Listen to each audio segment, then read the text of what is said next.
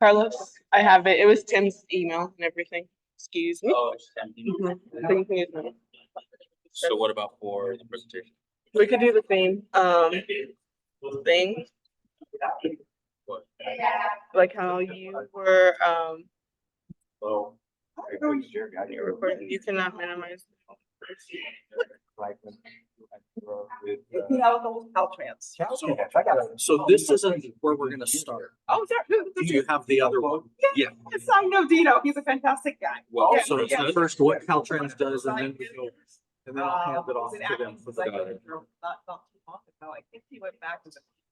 He's a great guy. He's such a great guy. He's one of the best. He really is. True.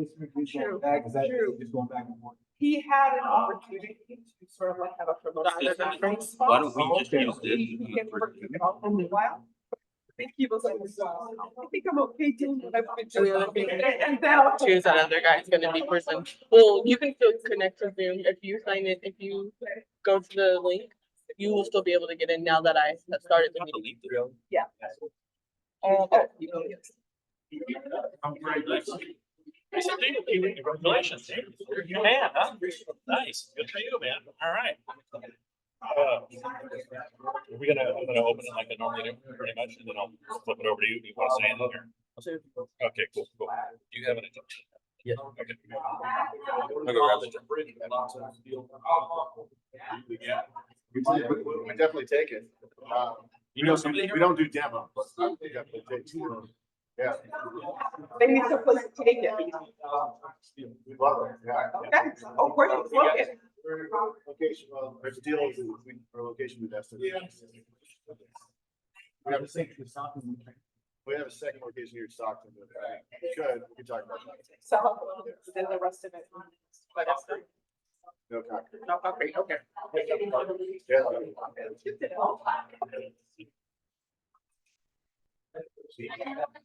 I got a bunch.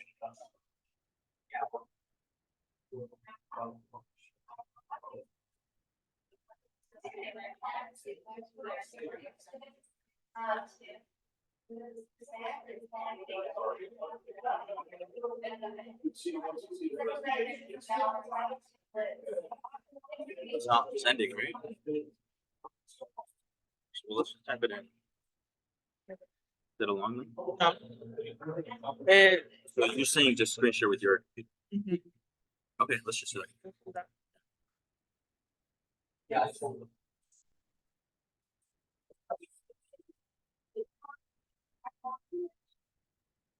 Like she wants to do some check. Okay. It's under display, right? Or no? Oh. You go down. Oh, and then go to or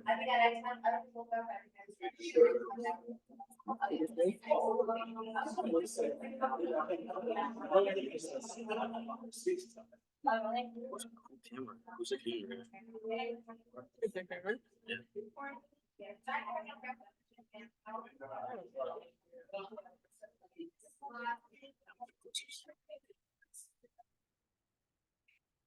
Plug this in so she can control that. I'm gonna unplug this for you. It's the supplement. Yeah.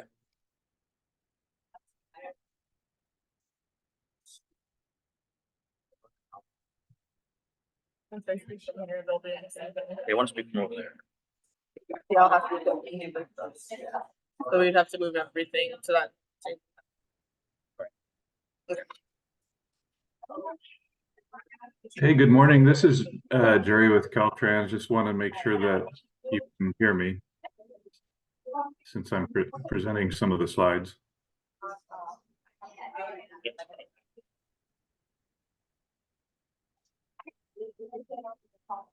Oh my God, I lost it. Hi, can anybody hear me? So you're gonna have the podium back here, Carlos, right? You're gonna speak from over here. I can hear you, Jerry. Okay, thanks. How you doing? Well,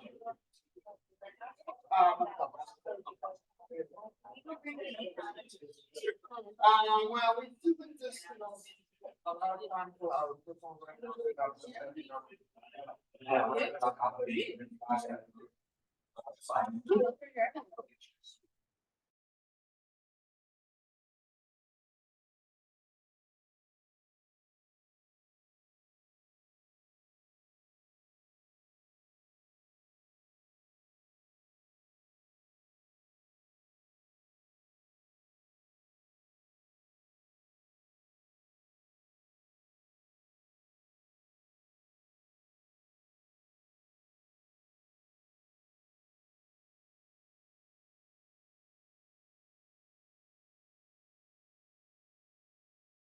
Nice. If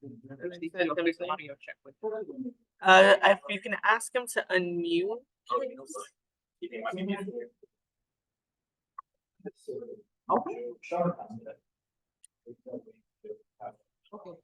Somebody said they can hear you. I don't know. If Okay. you can hear him, Oh, there. but we need to. Oh, figure because out- we're unmuted. There we go. Let's go. Should we put a microphone to the laptop when he's talking? How does this work? When he's talking, the audio will come out from there. And then, yes, we could try it. So as long as, is the TV volume all the way up, Carlos? Okay. See how that sounds. And then I'm gonna mute myself. Hey, Greg, or anybody, if there's somebody who can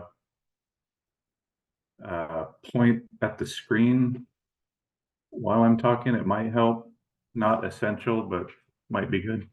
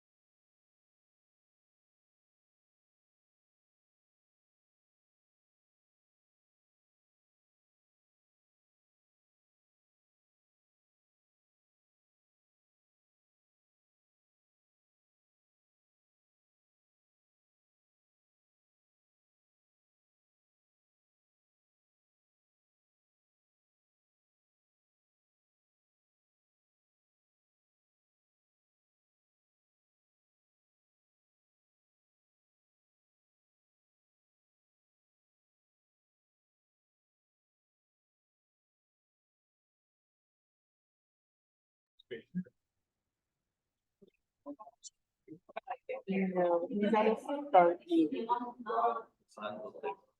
And then you wanna be the other person, huh? Yeah. You should talk to him about this.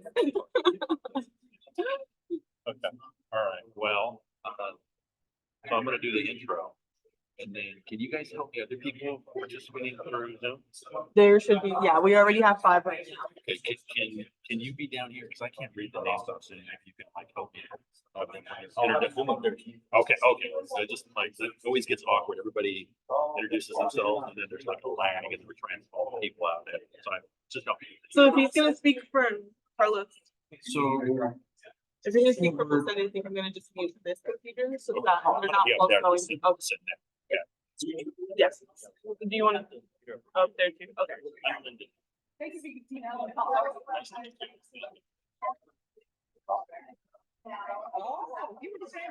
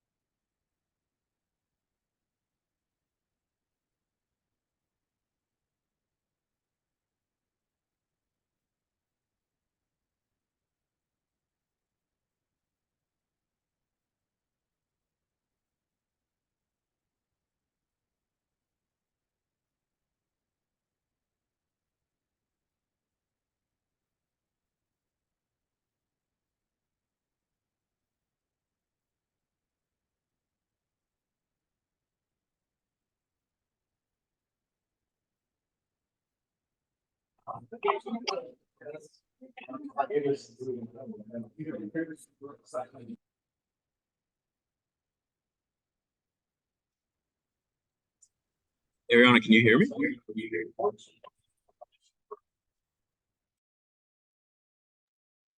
Yeah, we can hear you.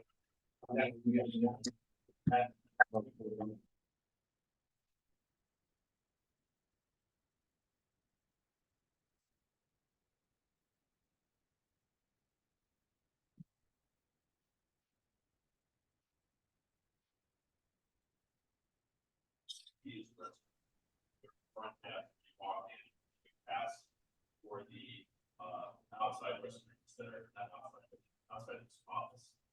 This is basically outside the door. All right, we're gonna go on and get started. My speakers left the room. Welcome to the Green Team Stanley Team. My name is Joaquin, I'm co-chair of the team. We meet here on the second Wednesday of every month. Our esteemed Frank Farrell is not here today. I don't know why, but we'll get out of here on time because he's not here. We appreciate your company. And how many of you been here for the first time? Right. Keep us in mind. Make sure your information is on the sign up sheet. And your information emails, get on an email list. Let us. We'll let you know when the next meeting is, which is going to be the second Wednesday of July. It's not. It's normally in this building. Second week of July, we have a thing. I think Carlos can fill us in on that. It's going to be this one. No, it's going to be at the open Stockton. So it's an event. We'll talk about it a little later. And then we'll be back here in August for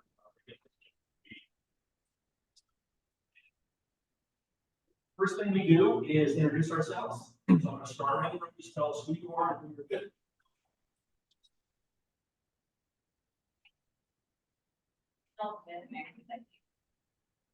My name is Sarah Rock.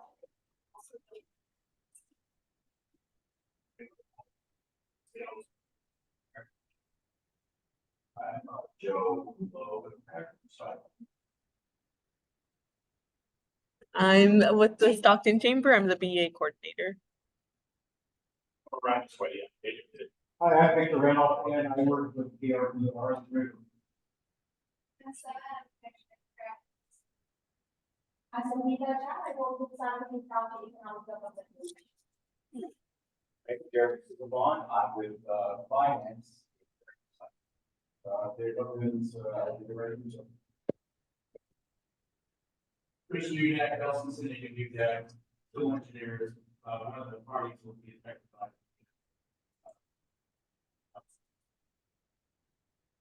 I've got Chris Gardner, Steve said. Our office is located right here. Yeah.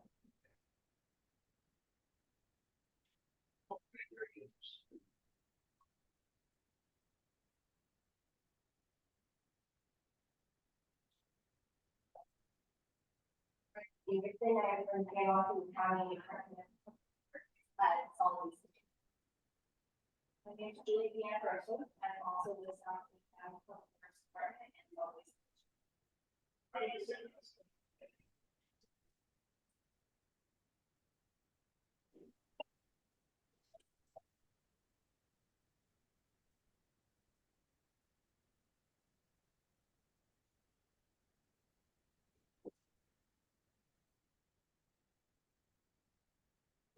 is Kevin Lewis. Little office furnishing, located here in Stockton. We specialize in repurpose, commercially grade office furniture. We offer large area of service, installation, relocation, fabrication.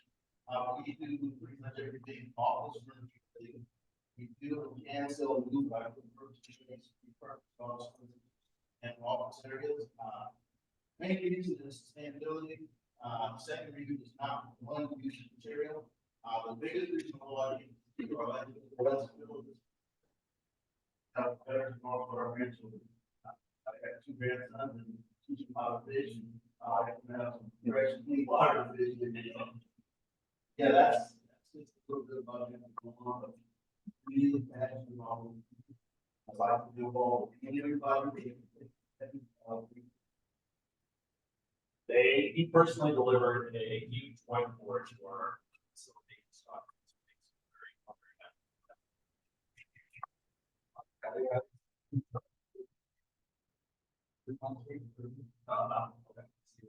Absolutely. Welcome, appreciate it. Carlos. Morning, everyone. My name is Carlos Marquez. The new easy for.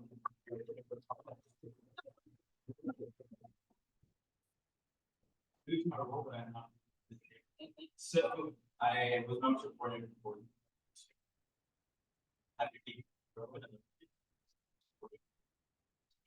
We appreciate it. We have several people online with us, so our meetings are hybrid.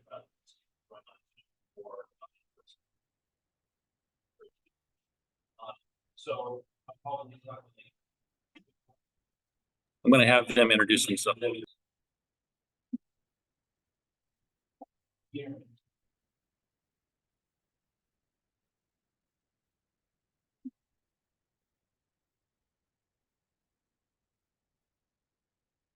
Put them up.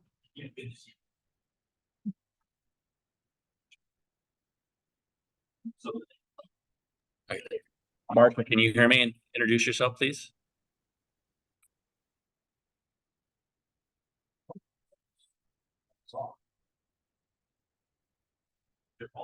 Yeah. Carlos, turn yours on.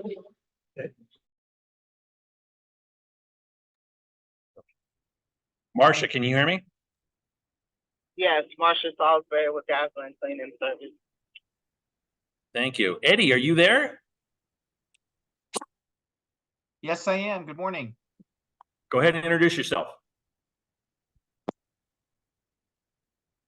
Hello, my name is Eddie Tolentino. I'm with Greif. I am Lyndon's co-chair for the Green Team. Thanks. Thank you, Eddie. Thanks for showing. Kelsey. Hi, this is Kelsey Smith-Dreas, University of the Pacific Sustainability. Matt. This is Matt Tebow. I'm with Kiewit on the CMGC team. Jerry.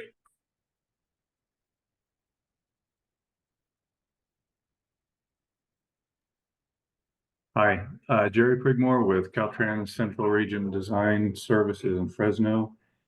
And I'm the CalTrans project engineer for the roadway portion of the project. Thank you. How about Cameron?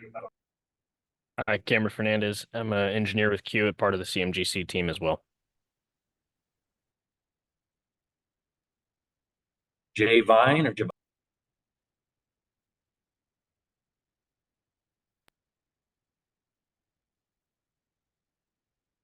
Okay. How about Christian?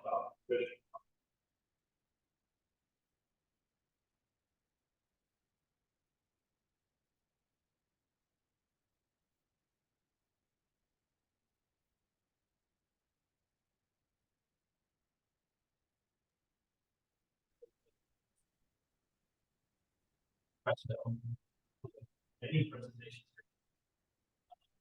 Well, yeah, any presentation.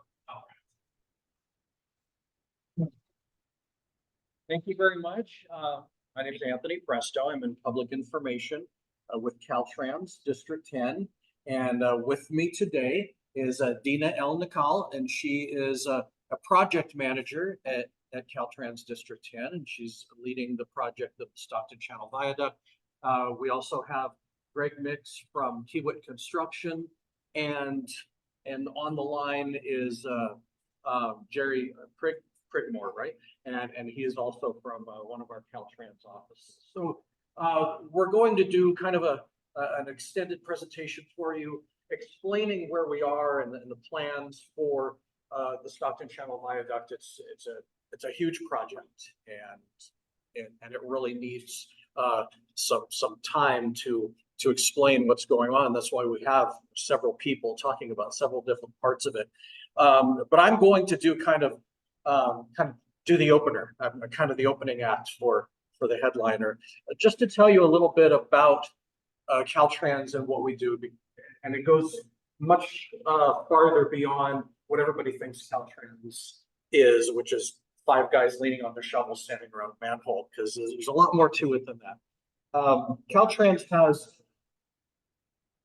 has 12 districts in California. First thing that we need to make sure that we're doing is this working okay, and I'm not getting it. All right.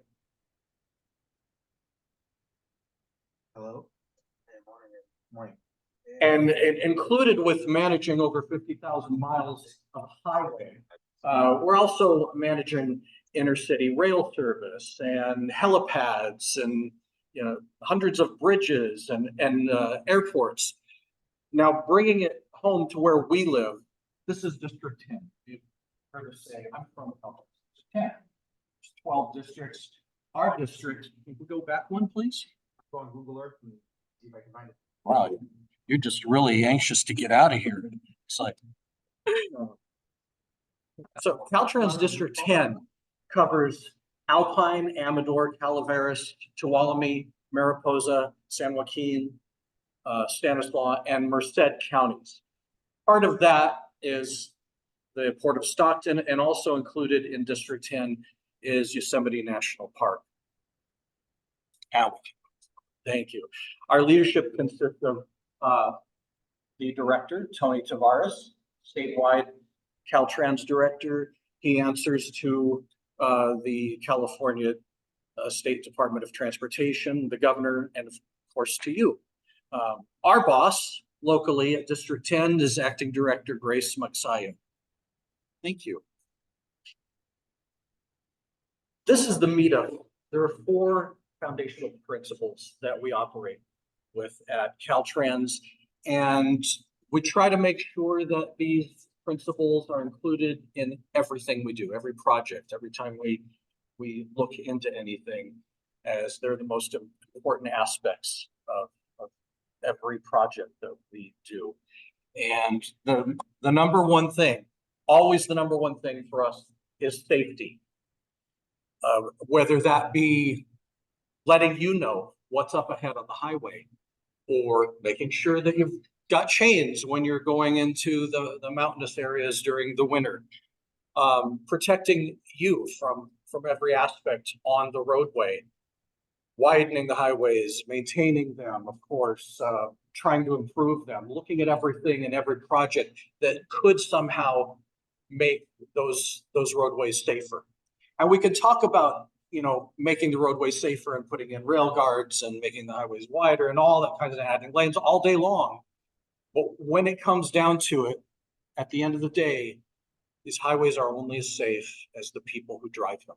And that is really something that we work hard to make everyone understand. It's all about how we are all driving. And it's not just about your own safety on the highway. We have campaigns that are dedicated to looking out for our people that are working on the highway, because they're just inches away from people driving 70 miles per hour, sometimes 80. And all of them have somebody to go home to. All of them have either kids or a spouse or mom and dad or, you know, cousins. Somebody loves them as well. And they are real people out there. And since 1923, we've lost 193 of those people. And so it's really important that we make sure to beware of the cone zone and beware of the rule of move over. That's a law that you must move over if it's safe to do so. If you see amber lights flashing on the highway, try to get into that next lane away from where that work is taking place, and always slow down. Second of our foundational principles is equity. It is also really important that we try to make everything equitable in everything we do. And that means, of course, fostering a diverse workforce, but it also means that our projects are open to the public when we're in the planning stages, and we are continually increasing, working on more public engagement, so that when we take this issue to the public, to the communities, that the community is aware of that and that they're all there and that they have a voice in what we are doing, so that we have the least negative impact possible, that hopefully that it's always positive impacts on low-income communities and underserved communities and also to businesses, and that we are always looking to increase and improve our partnerships with all types of businesses, whether they be low-income neighborhood businesses, disabled veteran-owned businesses, women-owned disadvantaged business enterprises. We're always working hard to open that up and improve that partnership. By the way, I don't think this works at all, so I have to. I'm still hanging on to it though, because it's a comfort. Climate action is one of our foundational principles, and there are several things that we look at when we are acting upon trying to protect the environment in everything we do. Zero emissions vehicles, since we're talking about transportation, that's a big one for us, and we are a big part of the movement to try and get all of the cars, trucks, vehicles on our roadways that are possible to be zero emission, partnering with our communities, providing funding to get zero emissions vehicles on the roadways, like the electric buses that you see in Stockton, and also even some of the larger vehicles like the street sweeper that is zero emissions. We're not at the point yet where everything can be zero emission, but we are also increasing and constantly adding to our own regular pool vehicles, which are zero emission, and increasing the infrastructure to help all Californians and motorists in our state to be able to purchase and use electric vehicles by providing electric vehicle charging stations at our rest areas and our park and rides and every place that is on state right of way. This right here is my car.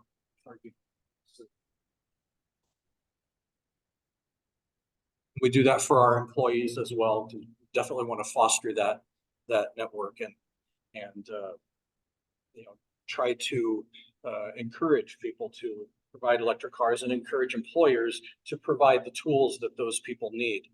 We're all into recycling, and that's also one of the things we do. They're going to be talking about it a little bit more and reusing a lot of the materials that are currently on the roadway or used on the roadway, like tires, and recycling them to incorporate them into asphalt, as well as concrete and other materials, steel, into our projects. Economic prosperity to our communities is our newest foundational principle, and it was instituted to our foundational principles by Director Tony Tavares in 2022 when he came on board as our director.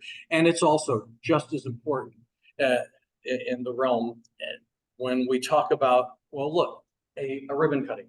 What are we saying when we have a ribbon cutting? We're saying we're open for business. And so we are trying to improve everything that has to do with business as we improve the roadways. We're opening up paths when we're improving a roadway to businesses, and also improving the path that people can use to get to those businesses.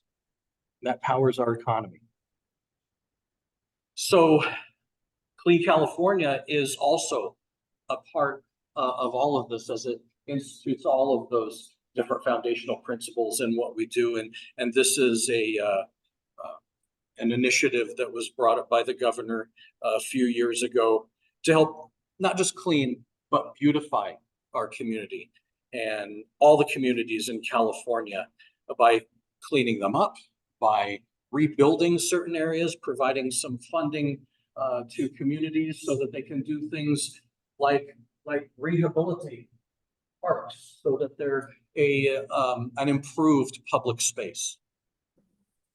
And Clean California will continue, as even though we're pretty much out of funding for these big projects, improvements, we continue to encourage Californians to clean up, to not litter, and to do whatever they can to improve public spaces. So today we're talking about the Stockton Channel Viaduct. One of the things I want to bring to your attention is another huge undertaking, which is improving Highway 99 through the valley, and we're going to have some Zoom meetings coming up later in the month.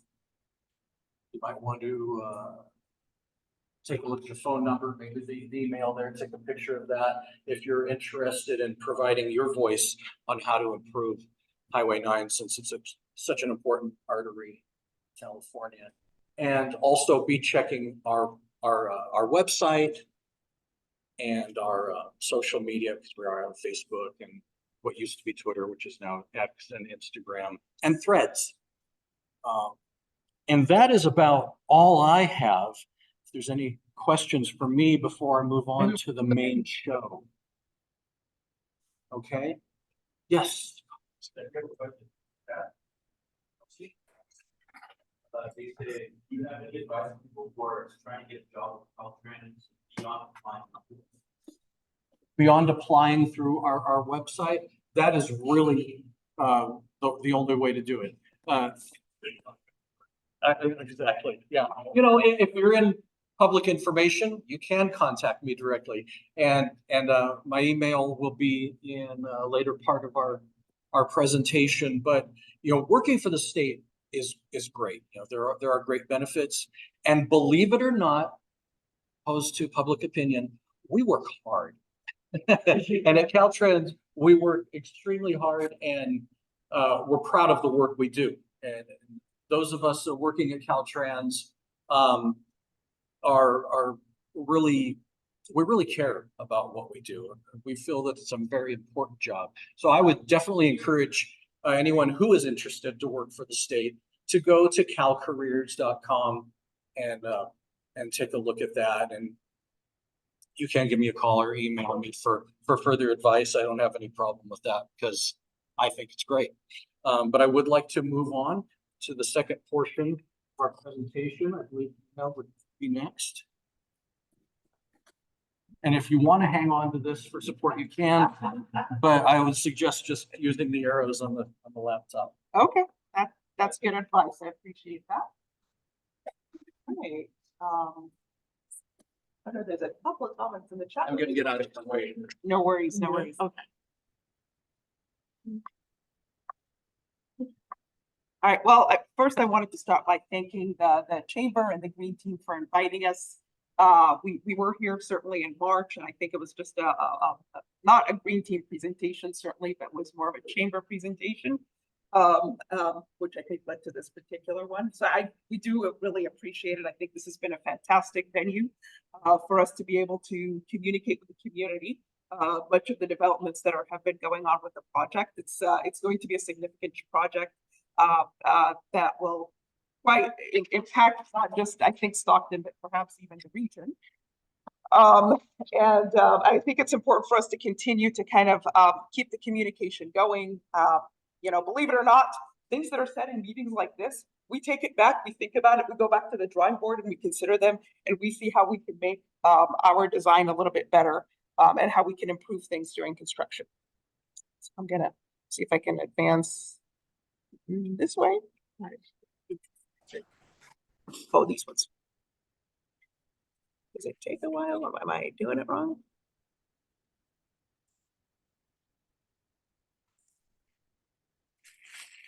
Oh, there we go. Oh, maybe I just touched the screen. That's okay too. All right. So the purpose of today is to certainly provide the whole community with a bit of an update on the project. We are working right now developing our 60% plans currently, you know, I think it's always good to check in with the community to let them know what these are things that are going on. We're going to give you a little bit of a discussion about some of the sustainability elements that we're going to be incorporating into the project itself. We're going to talk a little bit about some of the traffic configurations that you guys might be experiencing as well. We were hoping to actually be able, and we invited some of the trucking companies especially to today's meeting so that they're aware of the potential impacts to good movement, and so that they can themselves begin to make some business decisions on how it is that they're going to move their fleets around during some of the potential delays and closures that we're going to be having.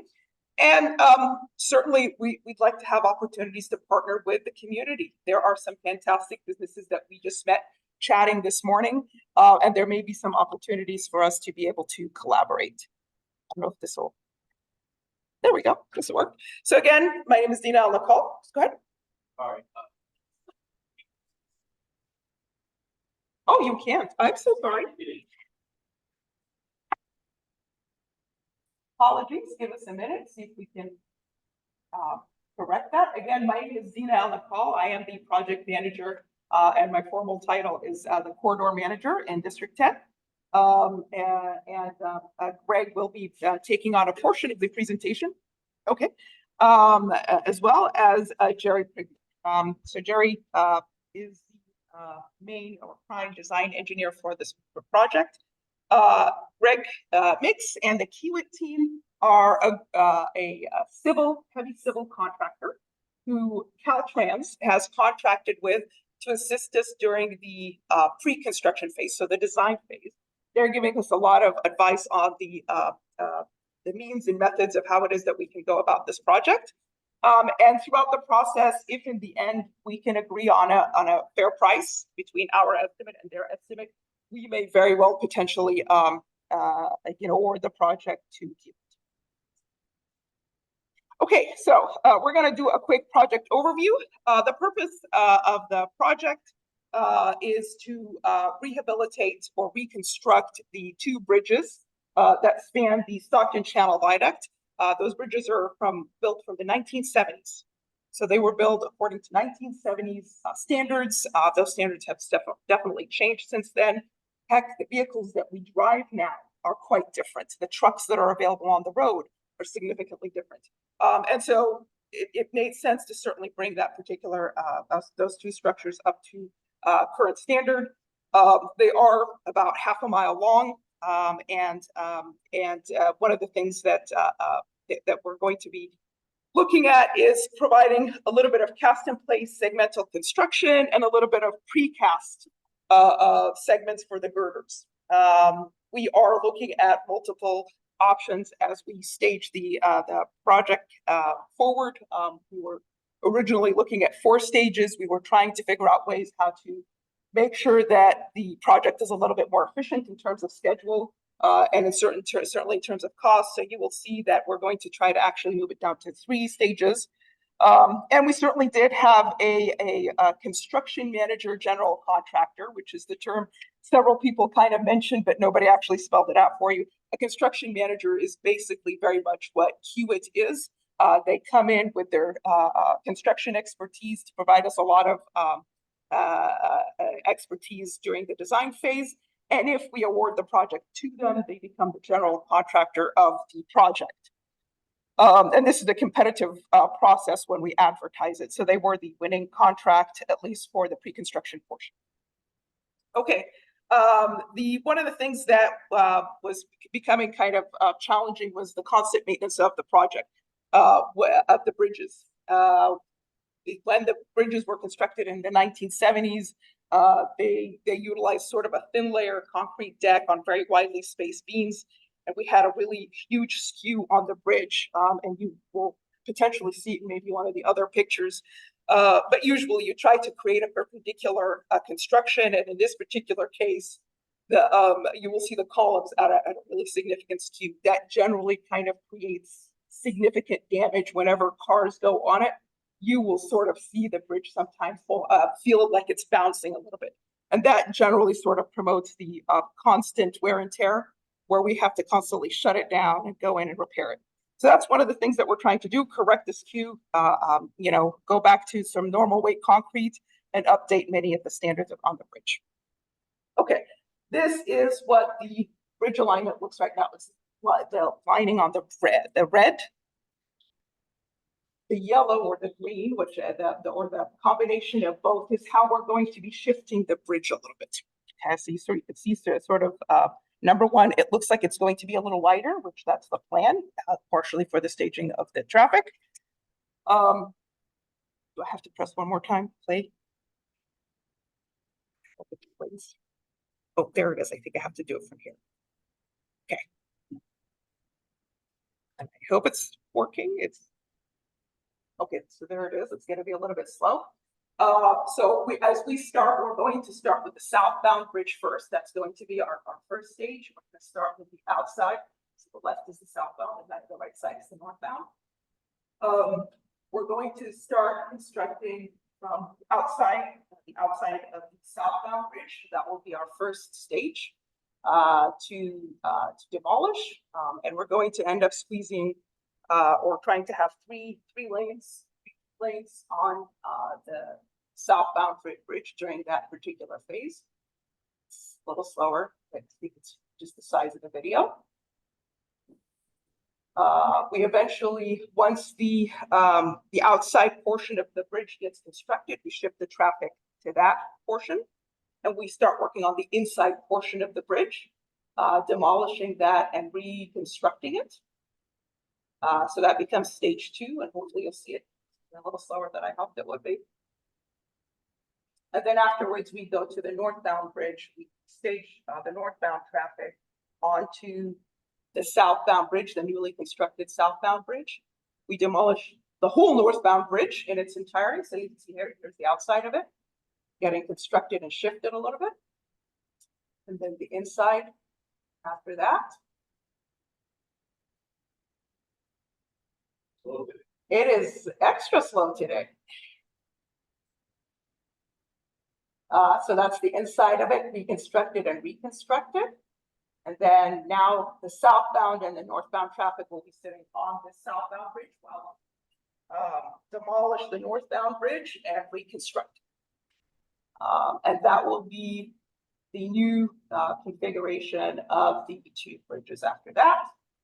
You will sort of see a little bit of off-ramp. This is where the Pershing off-ramp will be aligned into a hook ramp, as opposed to the slip ramp that currently exists. And that will be part of the northbound portion of the project. So it'll be the 3rd stage of the project. I'm wondering if I can slightly skip through that. Yeah, I'm hoping I can do that. And we can go this. This is going to be one of the things that we had studied about was the roundabout and the signalization options for the Pershing off-ramp. This is off the northbound bridge. After doing most of our analysis, we believe that the roundabout is basically the way to go. That one actually scored higher after we performed our analysis. There are some bike lanes and certainly pedestrian pathways that we are also working on developing a little bit further.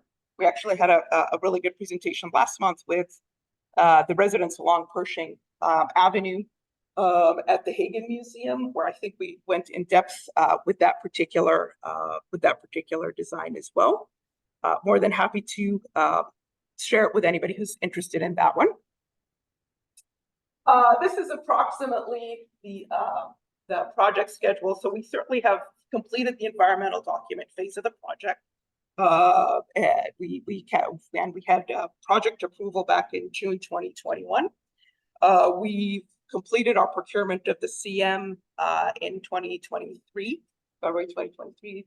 Took a little bit more than 9 months, I remember. We are working on the design right now. We're hoping to complete the southbound design, the southbound bridge in 2026, and consequently the northbound bridge in 2027. And then construction will probably span between the spring of 2026, maybe the summer of 2026, and into, this is the most conservative schedule right now, 2034. We believe we actually can reduce the construction schedule perhaps at least 1 year, if not 2 years, with some of the innovations that we are beginning to incorporate into the project. So we're working right now with some of the permitting agencies to ensure that we can certainly do some of those. And certainly we'd be able to have the open lanes for the southbound spring of 2031 and the northbound lanes a little bit later than that. Again, this is these are the most conservative estimates. We think we might be able to get them open sooner than that. Okay, sustainability, I'm gonna hand it over to Brett. All right, thanks. Hey, so good morning. I'm Greg Bates. I'm with Key Construction. As Dina said, we're a large we're a large contractor. Does all kinds of things all across America. If you don't know us, if you remember about 15 years ago, there was a big precast concrete facility just down the road here that supplied the precast segments for the Bay Bridge. That was us. So we're back. So I'm going to talk about sustainability. And if you think about sustainability, it's a big, dumb concrete structure that we're going to build, right? So it's not like a building with lead, all kinds of lead things like fancy lights and water faucets and light switches and all that stuff. But we can certainly do things that obviously help with sustainability in the future and through this structure. So as Dina said, we're at about 60% design right now. So now is the time we can identify items within our design to work into sustainability items that work into the design. So there's a number of items that we're facing, right? Anthony talked before about recycled material. We can use recycled tires in some of the asphalt. We can recycle some of the asphalt that we're milling up and put it back into the project. There's certainly ways that we can control erosion along the shoreline. Lots of other recycled plastic. Incorporate energy efficient lighting into the structure. Again, it's not like a building, but it does have lights. There's energy efficiencies that we can build in there. One of the things that we're looking at is a significant part of the bridge may be precast concrete. So precast concrete works because it takes trucks and delivery methods off of the road, right? We can build parts of the structure in a fabrication plant. And we don't have all of those ready mixed concrete trucks coming to the job site. Now you have bigger, larger elements that we can deliver to the job site, taking trucks off the road. Some of it may even be able to be delivered to the job site via barge, which even takes more trucks off the road. I'll show you a couple pictures. We're thinking about figuring out how we can incorporate parts of the existing bridge that we're going to demolish into the new bridge. And then, just with when we leave, there's going to be some landscaping that's done, whatever that looks like. And so using native and drought tolerant vegetation that out of water, that sort of thing. So there's definitely things that we can do in a structure and in a highway to build sustainability in. So that's during design. Those are the things that we're looking at right now. Then there's lots of things that we as a contractor do during construction as well. We talked about recycling and reusing demolition materials. So whether that's asphalt, the steel from the new or from the old bridge, concrete from the old bridge, there's a way to incorporate all those things into the job. Larger construction elements. So that's, precast and concrete, or the bigger the pieces that we can fabricate off site and bring in large pieces to the job, it's better for us. It's better for getting trucks and other vehicles off the road. Reducing the amount of water that we use on site, using non-potable water when we can. Managing and job site waste. I'm going to show you an example of that here in a minute, so I'll stop talking about that. And then Kiewit's got a couple of things that we do in-house. One of them is called Home Sweet Home. This is a big job, right? We're going to mobilize people to the job site. One of the things that we do when we move people around the country is we have a program that allows folks that are moving to parts of the country to recycle things that they don't necessarily want to move. So they stay where they're at. They get reused within the communities that they're living in currently, not brought to the new community and ending up in a landfill. So it's a little program that we do in-house. We certainly try to do what we can to serve our communities. As a contractor, when we come in, we may be new to that community, but we try to get involved, whether it's through, park cleanups or I was reading an article the other day about collecting seeds. Some of our employees went collecting seeds and then replanting the seeds, native seeds around the area and try to grow some new vegetation there. So there's lots of things that we will do as a contractor. And then there's an Institute for Sustainable Infrastructure out there, and they have this program called Envision, and it's really it's an evaluation program for how the construction of the job and the design of the job is doing towards sustainability. And so we will implement a program like that. And up there on the slide is just an example of a CalTrans Kiewit team on Highway 101 near San Francisco, where we did something very similar. We used this evaluation tool that this Envision program had, won an award for it, and there's no reason why we can't do something similar. Okay, also during construction, yes, sir. Yeah, Actually, Co-Chair Eddie said, how will the waterway be affected by the construction? how will the waterway be affected by the construction? Well, we're certainly gonna have equipment out there floating in the waterway. And we're gonna build some temporary access trestles to be able to get to the work. So there's 2 existing piers in the water on either side of the channel. We have to remove those existing piers and then we have to build the new ones. So we're gonna build access to the work out in the waterway, but we've already worked with the Coast Guard. We have to maintain a 120-foot wide channel through the waterway at all times. That means we may have barges in there at times blocking part of that channel, but as a vessel comes through, we will know, or they'll communicate with us. We can move our vessels out of the way and let those vessels that want to come through. So as far as marine travel goes, there will be some impacts. The channel will be narrowed a bit, but it will be mobile and flexible so we can get out of the way. As far as affecting the waterway with construction, we have certainly environmental requirements that we have to meet, whether it's for protecting species or water quality. There's certain times of year when we can do certain things to protect the channel itself. And then once we get out of there, I think the channel is going to be in a better condition than it was, right? Certainly all that area there's something to do. I don't know if that answered the question or not, but hopefully it did. If there's more questions, let me know.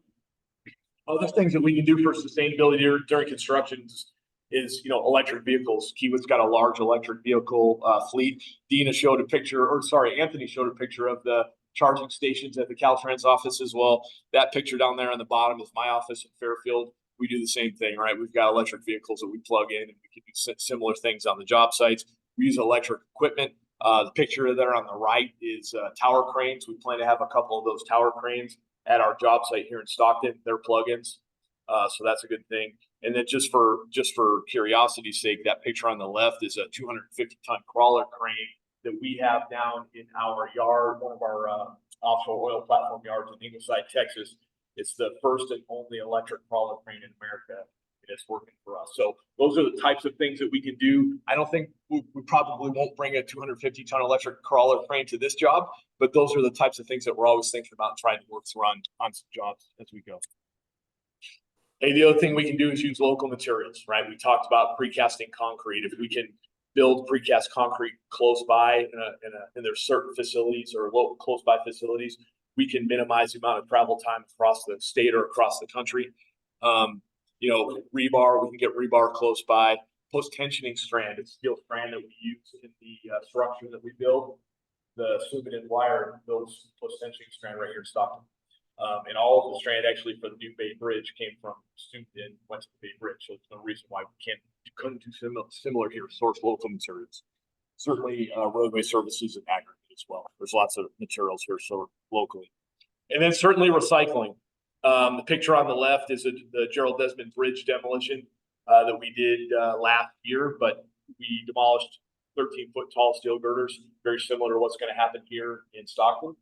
We can recycle all that material. We were talking with some of the recycling guys earlier. There's concrete that's going to be recycled. There's asphalt recycled, aggregate. And then we can even incorporate parts of the old bridge into public spaces if we so choose. And I think Dina's got a community group that's helping us work through some of those things right now.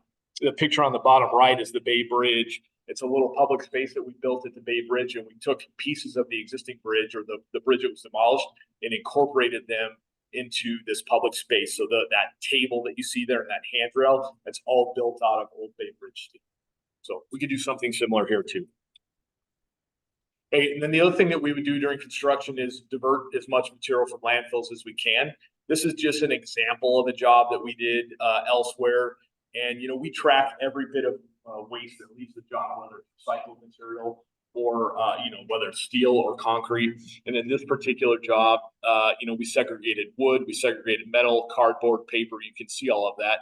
And eventually, in this particular snapshot, you'll see there was 85% of the material that we sent away in that particular month was diverted from the landfill to be able to be recycled. So those are the types of things that here as well, and I'm sure you guys know all about that. So, and just to put it in perspective on this particular job, just steel and concrete, we've got about 14,000 tons of steel that will be demolished and recycled. Then we've got we've got 65,000 tons of concrete that we're looking to recycle. So all from the existing bridge. So there's lots of opportunity there to reuse and recycle. I think that's all I have, unless there's any questions on the sustainability part of it. Yes, ma'am. Right. So how actually are those steel or the cements, to import them, or are they all manufactured in the United States? Like, how does that work? They're outside or that's probably the reason my question.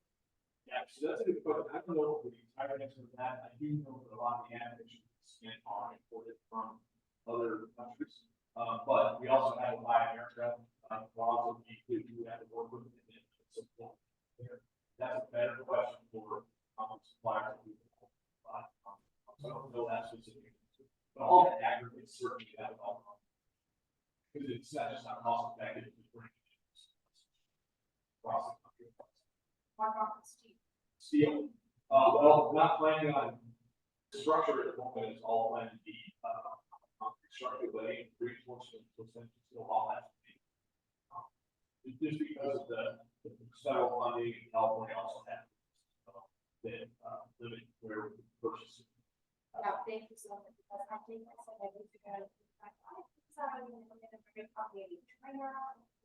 When we go like the sewer thing, the cap. Yeah. Mommy, it's not made in USA, it's made in India. Why are we making it in India?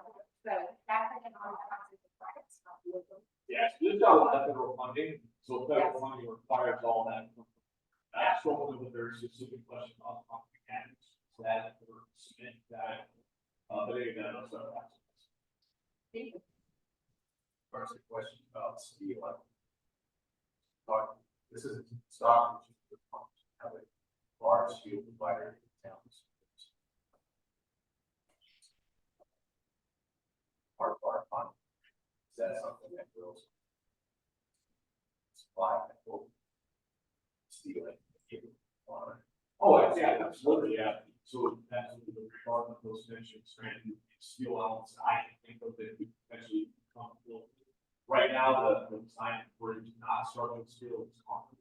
But we certainly analyze the steel option as we work for precise function for various reasons, whether it's long-term maintenance or cost, or design steel option.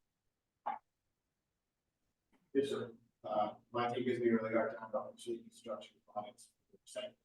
Because you guys put a lot of junk. But I saw your report show paper. So we talked about steel, we only just steel, we also recycle paper. Construction sites are difficult to work with because the single clean street coming back out of that. Not having all of that, and just recycling. Absolutely, you're right, it's a challenge for us on a job site to segregate that. So that little snippet that I had there, that's typically what a lot of times.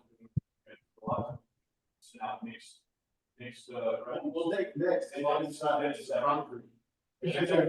We'll take mixed, but it's mixed with concrete, it's hard to separate. Oh, well, yeah, concrete can't go into trash dumps. Concrete is recycled and they all separate. I hear you, but yes, I mean, that's all considerable to recycle. Okay, great. I have one quick question. I live on that highway, so I'm that bridge this morning just to get there. You may have covered this, but how much of a carbon hit are we anticipating? That's next. That's next.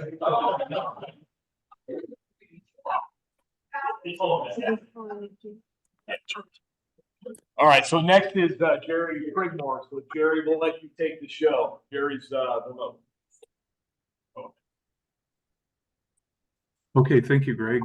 Good morning. Again, I'm Jerry Prigmore with CalTrans Design, project engineer for the roadway portion of the project. We also have a structures designer who works with Kiewit for the bridge design, which is the major part of the project. Thanks for letting me present this portion of the presentation remotely, and I'm going to talk about the project's traffic impacts. Unfortunately, I can't point to things on the screen, but we'll see how we do. Next slide, please.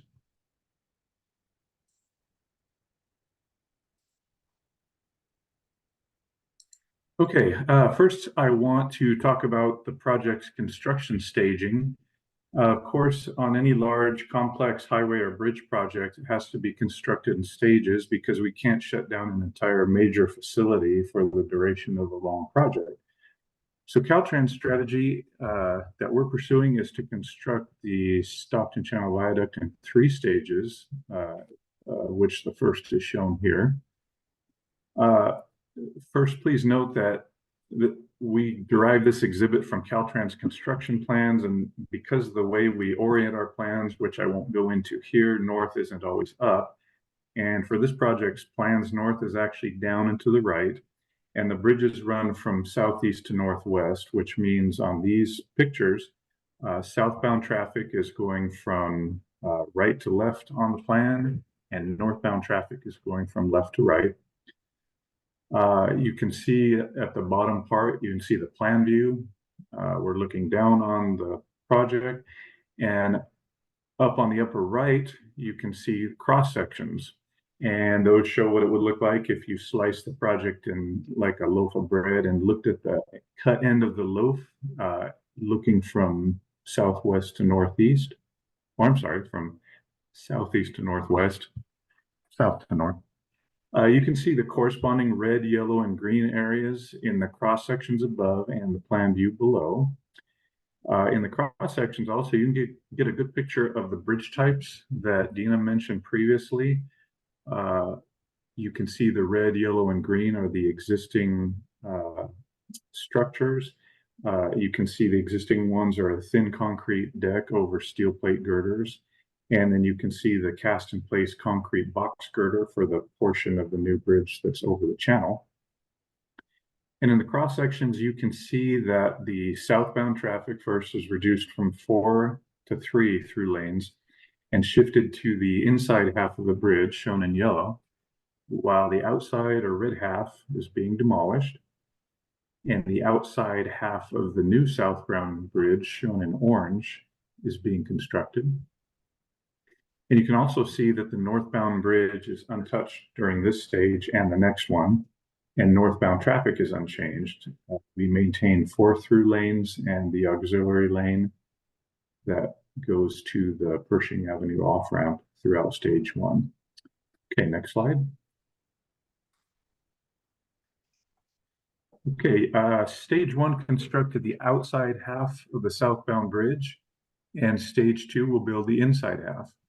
You can see that southbound traffic is now shifted onto the newly constructed outside half of the southbound bridge, while the inside half is being constructed, and what is left of the existing southbound bridge is demolished.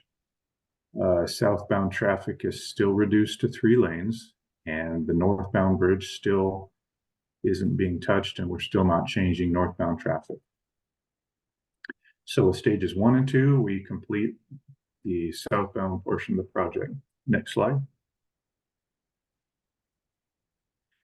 Okay, so stage 3 will build the northbound bridge. Here we see that both the northbound and the southbound traffic is shifted to the newly constructed southbound bridge. Yellow is southbound traffic, green is northbound traffic, but they're both part of the permanent southbound bridge. Southbound traffic is still 3 lanes, and the southbound off-ramp to the westbound Route 4 is reopened. But now we reduce northbound traffic to 3 through lanes so that we can fit all the traffic on the new structure. And there's also at times going to be a temporary off-ramp to Pershing Avenue. So with all the traffic on the new southbound bridge, we'll be able to demolish the entire northbound bridge and build the entire new northbound bridge in 1 stage. So stage construction is always a challenge to design, very complicated, especially on a project of this size and complexity. And it's the result of a collaboration between a lot of people, and all for the purpose of maximizing safety and minimizing impacts to the traveling public during construction. Next slide. Okay, so here we're going to look at the current traffic conditions versus what we anticipate the conditions to be during construction. As much as we try to minimize impacts to the public during construction, we can't eliminate them altogether. So after doing our best to minimize them, we then try to determine what those impacts will be and communicate them to the community ahead of time. Because traffic conditions are the result of the sum of thousands of decisions and actions taken by thousands of human motorists, it's impossible to know exactly what they'll be in construction. So we take what we do know to try to predict them. In this case, we use computer software to model traffic conditions. And the model that we're using here was prepared by Kiewit. Same as with any computer model, we have to make certain assumptions to plug in. And so we've listed the ones for this model here. They are 24% of traffic on the facility consists of trucks. During the southbound and northbound work, we will need to close one lane and leave 3 lanes open. We assume that some people are going to want to avoid the construction area and will divert to other routes to do so, and that this will reduce traffic in the area. And we assume peak hours for travel are from 6 to 9 a.m., 3 to 6 p.m. So on the slide, we've summed up a 75-page technical report prepared by Kiewit to 2 tables. The first table shows what the model predicts will be the effect of construction on vehicle speeds and travel time on southbound I-5 from Country Club Boulevard to Charter Way, and northbound I-5 from Charter Way to Alpine Boulevard, both during the AM and PM peak times. So again, I'm sorry that I can't point to the screen here, but hopefully you can follow along. You can see that during the AM peak, the southbound travel time and speed basically remain the same. And during the PM peak, the time of travel between those limits increased by 9 seconds, and the speed of travel through the project is reduced by 2 miles an hour. Not a big difference. During the AM peak, the northbound travel time increases by 19 seconds. So that, again, that means going from one end to the other. In this case, Charter Way to Alpine Boulevard. And the speed is through those limits are reduced by 3 miles an hour. And during the PM peak, the time increases by 26 seconds and the speed is reduced by 4 miles an hour. So there's an impact there, but it's not a big one. Now, the second table shows what the model predicts will be the change in maximum queue lengths. In other words, cars stacked up in line and with their speed reduced from their normal speed.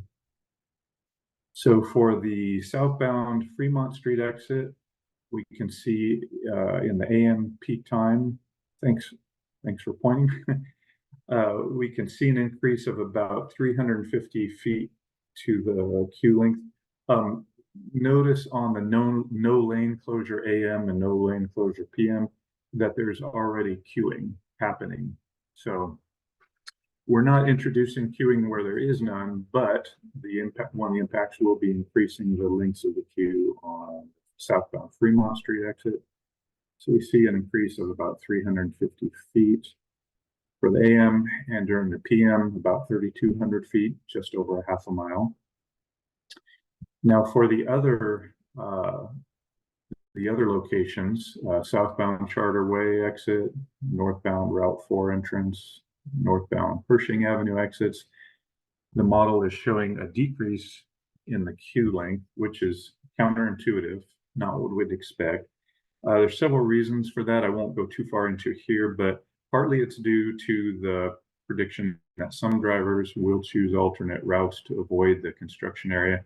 which will reduce demand at these locations. So we're not selling that as, hey, we're making things better during construction, but we can see that we're not going to have a big negative effect on students. Okay, next slide. Okay, so now there are some, this leads us to some of the potential alternate routes we'll need to take during construction.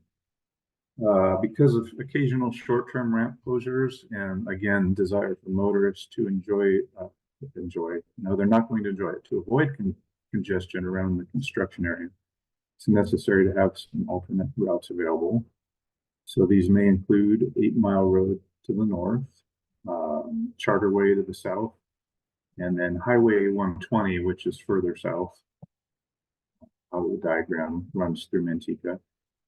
And on the east side, Route 99 would be an alternative to I-5.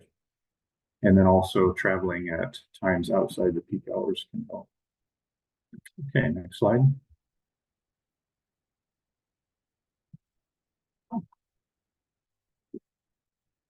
Next slide, please. Okay.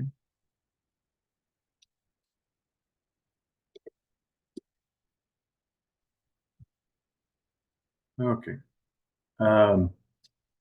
So Pershing Avenue off-ramp, the existing one will be demolished and replaced by a new ramp. Oh, I'm sorry, I'm looking at the wrong side, or I'm looking at the info for the wrong slide. Okay. So where we have North Pershing Avenue crossing under I-5, West Fremont Avenue crossing under I-5, and the Pershing off-ramp is, which you can see there in black, the existing off-ramp is to be demolished and replaced by a new ramp, a loop ramp on the west side of Pershing Avenue. And so because of this, this may require use of Monte Diablo Avenue and Picardy Drive to avoid those close portions of Fremont, Pershing, and the Pershing ramp. Okay, next slide, which should be 26.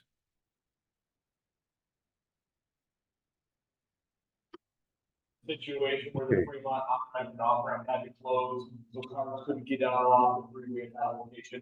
What would we do to get cars or vehicles back to the freeway? And this is what he's showing here. It would be a temporary condition, right? Long term. Okay. The audio from the room, Greg, is really bad. So I think you made a statement and didn't ask me a question. So. Okay. So again, Pershing off-ramp work, already mentioned the previous slide. And at times there will be a temporary ramp in place for the Pershing ramp. And intermittently, during stages 1 and 2, we're looking at having to close the Fremont Street ramps. For stage 1, the on and off ramp would be closed. And for stage 2, the off ramp will be open, but the on ramp still closed.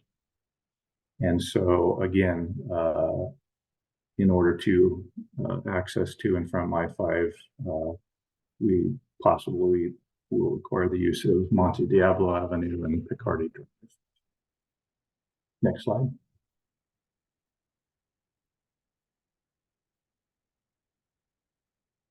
Okay. So again, we're kind of showing the same thing here. Here we're showing Fremont Street crossing under I-5 and Pershing Avenue crossing under I-5 and the Pershing off-ramp work. So for that, we will utilize the Fremont Avenue on and off ramps, Monte Diablo ramps in Monte Diablo Avenue and Picardy Drive. Next slide. Okay. Yeah, I'm kind of off on my slides here, so I think I've gone over this. So the next slide should be 27. Okay, yeah. I'm synced up again. So there is also going to be work on West Weber Avenue, which is shown in red here, which is on the south side of the channel. And that will include some street improvements and some median work with a median that will accommodate some of the new bridge columns. So in that case, it could require use of West Washington Street, Garfield Avenue, West Church Street, and South Lincoln Street. So the last several slides have shown what local roads we may need to utilize during parts of construction. And then next slide.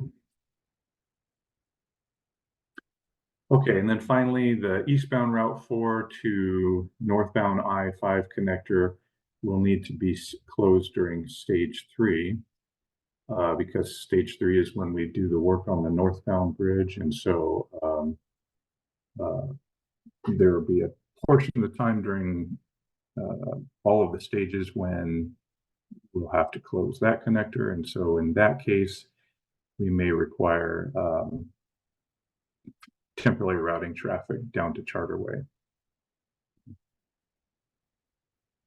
Okay, that's the traffic impacts portion of the presentation. Feel free to ask any questions, and if we can't answer them right now, we will certainly get back to you. Thank you.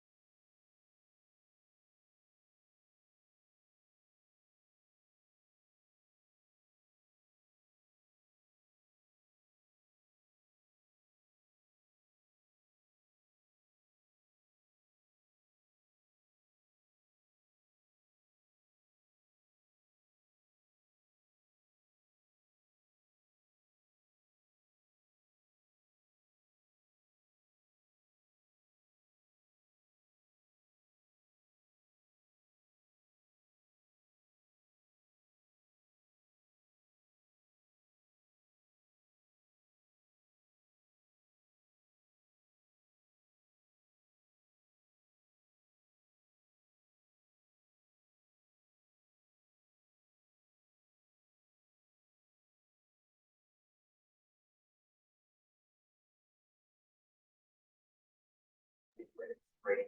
Thank you. Absolutely. Here's the. Here's the slide. So I went through it rather quickly because we wanted to get to the sustainability portion of the presentation.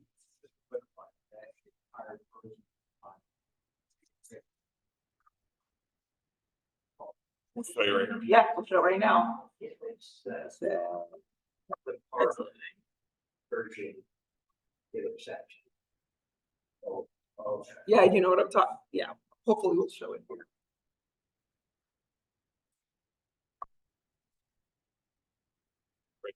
That is the one over here.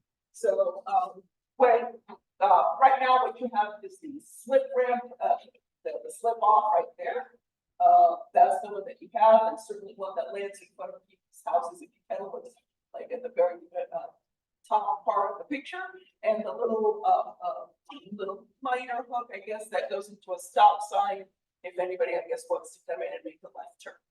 what are going to do is take away that, slip off over here and create the hook ramp, either case. Yeah, sure. It's gonna come here, so instead of doing one. So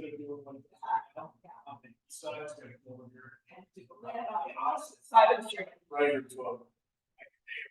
And so we evaluated both of those options. This is the one that scored better.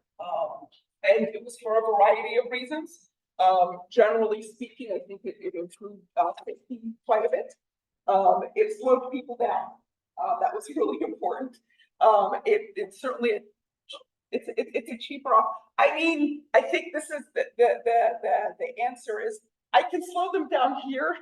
I don't know what they're gonna do, past that point. That's beyond CalTrans's right of way limits, but at least within our right of way limits, we'll figure out a way to kind of calm the traffic down and slow them down.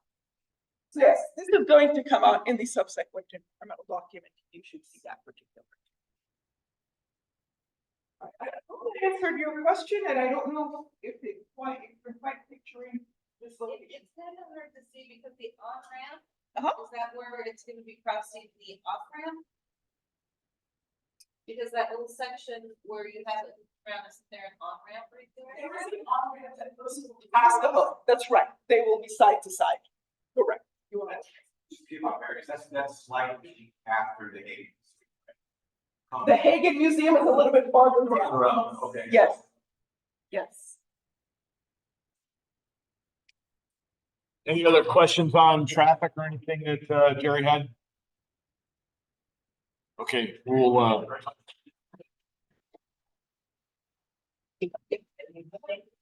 gonna apologize if we destroyed your idea of getting out of line. Frank was here? Yeah, there were a couple of minor,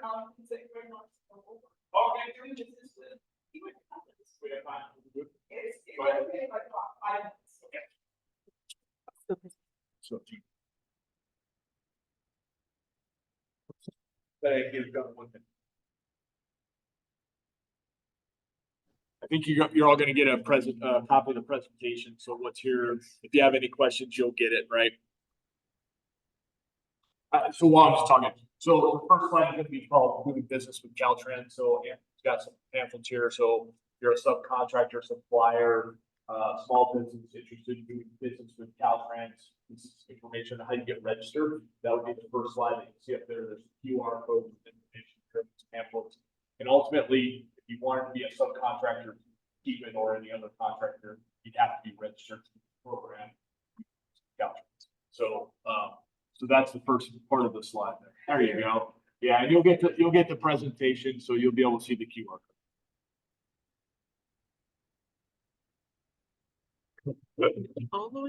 The next part of it is doing business with Kiewit. So there's a couple of slides in there about if you, so choose to pursue part of the job with Kiewit, where lots of subcontractors, lots of suppliers, working for us, or if it's another contractor, there's going to be lots of opportunity for small businesses, whether it's subcontractors, suppliers, farming, folks, recycling, whatever it is. So there's some QR codes and some links there to be able to register to get into our database. So that when we get to the point of the job where we're actually estimating and bidding the work, you'll have the opportunity to participate with us. There's actually a slide in there that kind of just outlines the types, the scopes of work that we anticipate providing opportunities to subcontractors, material suppliers, that sort of thing. Trucking is certainly a big one, but there's all kinds of other scopes of work identified. When you see it, when you get the presentation, I think it'll self-explanatory. So if you're interested, there's some contact information there. Then there's some contact information for Skip, CalTrans, and from a couple other folks from Key. So if you want to know more about the job down the road, feel free to reach out to us. I think that covers it. I think so. And yeah, I think that the types of work that you probably was going to consider, as noted, there is opportunities for trucking. There's certainly opportunities for cycling materials. I think there's a really exhaustive list over here. So feel free to look at it. Utilities, goodness gracious, there's so many things. Water trucks, testing, there's really quite the list is pretty long, and they really do have a high percentage that they need to meet in terms of subcontract small businesses. So certainly if there are folks that are interested in this, please do consider, trying to do business with CalTrans or Kiewit either way. And certainly if there's any, points of contact, we have our PIO over here, you can contact him anytime. Also the Kiewit folks, if you need to specifically talk to Kiewit for subcontracting purposes, Greg, who's here, and Cameron Fernandez, one of our pre-construction engineers also, you can have their contact information. And just to clarify, yeah, if you wanted to take a photo of that, District 10 Public Affairs at dot.ca.gov is the email that you can ask any questions for anything about Caltrans. That goes directly to our Public Information Department. And if it's a question about this project, we'll make sure that gets to Dina. If you see something on the roadway that you think needs to be fixed, pothole, dead dog, whatever the case might be, is something that's extremely unsafe, please go to our customer service portal right there at csr.dot.ca.gov, and you can give all the information to us there, and we'll make sure that our maintenance crew gets out and fixes that. Okay. Jerry's portion, if I answered it, but I think the bottom line is, if I had to traverse that particular site, I like construction, avoid the peak hours. Like that's the short answer. So those are the 6 to 9 peaks in the afternoon. But honestly, if you get stuck there, we don't expect parking. Right? There will be some delays, but it's not going to be. Yeah, and if it wasn't clear, right, there's 4 lanes of through traffic in each direction right now. The maximum we're going to reduce is 1 lane in each direction. So you still have to go. So. Thank you so much. Thank you. I really appreciate it.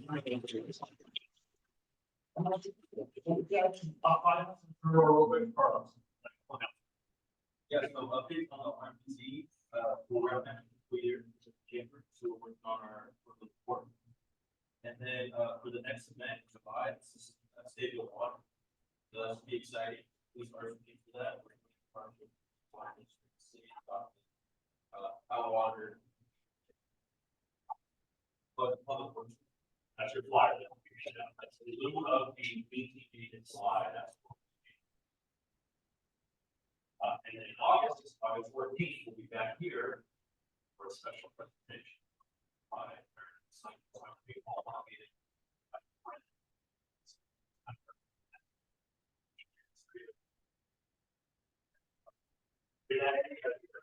Anyway, so this is the portion where we give you an announcement, 30 seconds to give an announcement on anything that's relevant, important to you before we adjourn.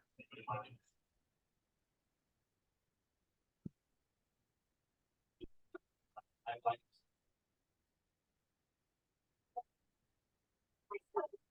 So that's the people when we were in the region and we sent working on complementary plan on opposite side connectivity. So there is a survey and this includes the country comfortable with and I get of our I share that link with all of you. So there is that also important for listeners. And basically that survey is important for us to comment that we have how it is doing in terms of development and for residents, like how long people are also